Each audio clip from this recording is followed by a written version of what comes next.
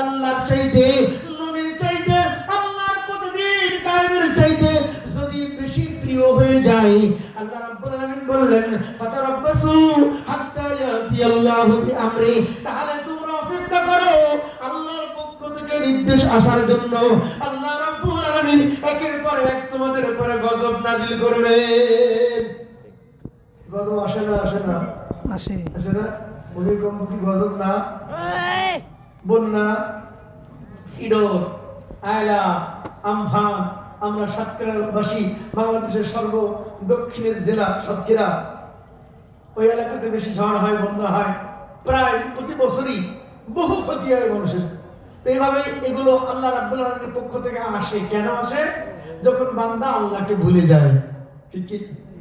যখন বান্দা দুনিয়াকে বেশি ভালোবাসে, ও জানে দুনিয়ায় চিরদিন কেউ থাকতে পারবে না, খালি হাতে শূন্য হাতে চলে যেতে হবে, জানে আল্লাহ কিছুদিনের জন্য সম্পদ দিয়ে পরীক্ষা করেন। এই কথাও আল্লাহ বলেছেন ওয়ালামু আন্নামা আমওয়ালুকুম ওয়া আওলাদুকুম ফিতনাহ। সন্তান ও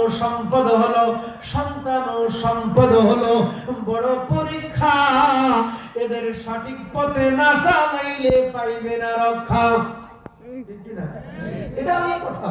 আল্লাহ বলেন তোমাদের সন্তান সম্পদ আল্লাহর পক্ষ থেকে পরীক্ষা। এদের সঠিক পথে না চললে, তোমার সন্তানকে দ্বীন শিক্ষা না দিলে, তোমার সন্তানকে কোরআন শিক্ষা না দিলে, সন্তান কিয়ামতে তোমাকে বিপদে ফেলবে। তোমার সম্পদ আল্লাহর পথে খরচ না করলে, এই সম্পদের কারণে তুমি কিয়ামতের কঠিন দিনে মহা বিপদে পড়ে যাবে। এগুলি তোমাদেরকে পরীক্ষা করার জন্য দিয়েছি। তোমরা যখন দুনিয়ায় এসেছিলে কিছুই ছিল না, কাউকে আমি সম্পদ দিয়েছি, কাউকে গরিব রেখেছি। দুই ভাবে পরীক্ষা করতে চাই।